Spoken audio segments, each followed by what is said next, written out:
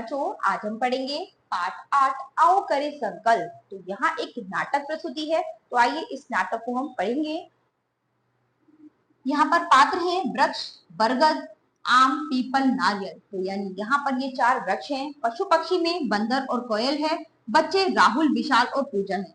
और ये सभी एक नाटक की प्रस्तुति कर रहे हैं। तो आइए इस नाटक को पढ़ते हैं। आम, पीपल और नारियल के वृक्षों का एक साथ प्रवेश।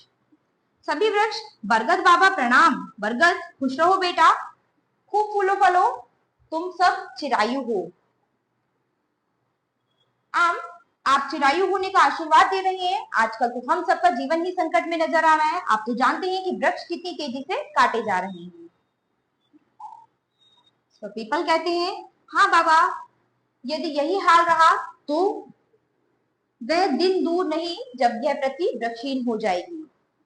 मनुष्य अपने स्वार्थ में यह भी भूल गया है कि हमें काटकर वह अपने ही जीवन का अहित कर रहा है। नारियल कहता है, बाबा, मैं भी कई दिनों से इसी चिंता में डूबा हूँ, इसलिए हम सब मिलकर आपके पास आए हैं। अब इसके बाद बरगद अपने विचार प्रकट करते हैं।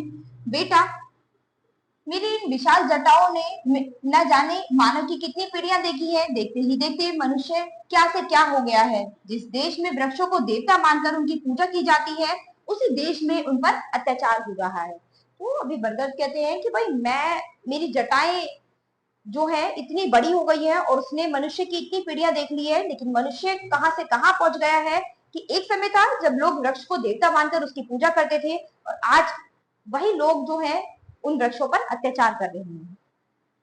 पीपल कहते हैं, लेकिन बाबा, मुझे तो आश्चर्य इस बात का है कि हम वृक्ष उनके लिए इतने उपयोगी हैं, फिर भी वे हमें काटने में जरा भी नहीं हिचकिचाते। मनुष्य इतना भी नहीं सोचते कि हम ही इनके जीवन रक्षक हैं, हम ही इनके आश्रयदाता हैं। नारियल कहता है, हम इन्हें क्या नहीं देते, प्राण वायु तक हम ही नहीं देते हैं। फल, फूल, लकड़ी, औषधियां, लाख, गोंद, बिरोजा आदि बहुत कुछ हम इन्हें देते हैं, फिर भी मनुष्य अंधा हो चुका है, जो जानते हुए भी अनदेखी कर रहा है। आम कहता है, हाँ बाबा, अब तो हमारा अस्तित्व ही खतरे में है, इसका तुरंत ही कोई समाधान खोजना चाहिए। एक बंदर का खो खो करते हुए प्रवेश। अब एक बंदर खो खो करते हुए वहां पर प्रवेश करता है जहां पर ये चारों वृक्ष आपस में बातें कर रहे थे। बंदर, बरगद बाबा, हमें रहने का स्थान दो। बरगद क्या कहता है, क्या हुआ बेटा, तुम इतने घबराए हुए क्यों हो। बंदर, बाबा, वन में मनुष्य द्वारा पेड़ काटे जा रहे हैं, हम पशु पक्षियों पर बड़ा संकट आ पड़ा है। सभी चिंतित हैं कि यदि वृक्ष ही नहीं रहे तो हम कहाँ रहेंगे और क्या खाएंगे। अब कोयल कहती है, हाँ बाबा, हम पक्षी भी बहुत दुखी हैं, सांस लेना मुश्किल होता जा रहा है, अब मैं कैसे गा पाऊंगी। आम कहता है, बाबा, देखा आपने, मनुष्य के स्वार्थ ने सारे प्राणी जगत में त्राही त्राही मचा दी है। पीपल कहता है, हाँ हाँ, मनुष्य स्वार्थ में अंधा हो गया है। बरगद कहते हैं, मेरे बच्चों, थोड़ा धैर्य रखो, यदि मनुष्य ऐसे ही करता रहा तो शीघ्र ही उसके समक्ष गहन संकट की स्थिति उत्पन्न हो जाएगी। तब वह स्वयं वृक्षों का महत्व समझेगा। आपस में बात करते हुए 3 बच्चों का प्रवेश। उन्हें आता देखकर वृक्ष चुप हो जाते हैं। अब 3 बच्चे आते हैं और जब वे आते हैं तो ये वृक्ष आपस में बातें करते हुए चुप हो जाते हैं। राहुल कहता है, उफ, कितनी गर्मी है, धूल और धुएं से मेरा तो दम घुटा जा रहा है। जहां देखो वहां मोटर, स्कूटर, गाड़ियों आदि का धुआं और शोर है। पूजा कहती है, बरगद के वृक्ष के पास जाकर, आओ भैया, इस बरगद के नीचे बैठे, कितनी ठंडक है इसकी छांव में।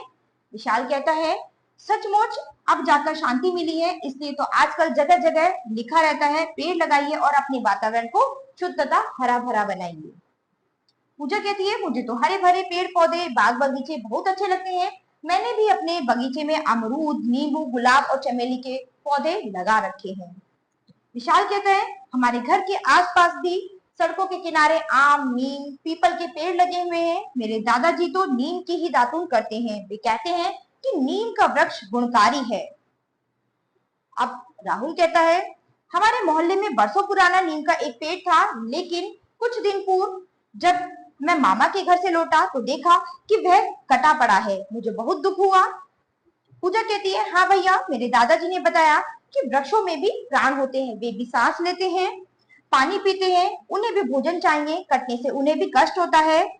अब सभी वृक्ष क्या कहते हैं, शाबाश बच्चों, शाबाश। बच्चों को अपने बारे में ये सुनकर बहुत अच्छा लगा कि ये बच्चे हमारे महत्व को समझते हैं। बरकत कहता है तुम्हारी बातें सुनकर हमने संतोष की सांस ली है। अब तो हम तुम लोगों से कुछ आशा करते हैं। आज सबके हित में यही है कि वृक्षों को काटे जाने से रोका जाए और नए वृक्ष लगाए जाएं। अब आम कहता है जरा सोचो बच्चों, हम वृक्ष मनुष्य जाति के लिए अपने अंगों का सहर्ष दान करते हैं और उसे हमें ही काटना शुरू कर दिया, हम पर क्या बीतती होगी। तीनों बच्चे क्या कहते हैं, आप चिंता न करें, हम सब बच्चे मिलकर यह संकल्प लेते हैं कि हम यह संदेश जन जन तक पहुंचाएंगे। अब तो कानून भी बन गया है जिसके अनुसार हरे वृक्षों को काटना अपराध है। तो अब ये कानून बन गया है, यदि आप किसी हरे भरे वृक्षों को काटते हैं तो उसमें आप पर कोई कानूनी कार्रवाई होगी। तो आप हरे भरे पेड़ पौधों को नहीं काट सकते हैं। राहुल कहता है हम ये प्रण भी करते हैं कि वृक्षों का संरक्षण करेंगे और नए पेड़ पौधे भी लगाएंगे। अब पूजा कहती है जंगल तो जंगल, घर आंगन में भी पेड़ पौधे लगाकर अपने आसपास के वातावरण को हरा भरा रखेंगे। बच्चे अब एक स्वर में गाते हैं, आओ मिलकर पेड़ लगाएं, धरती पर हरियाली लाएं, वातावरण को शुद्ध बनाकर जीवन में खुशहाली पाएं।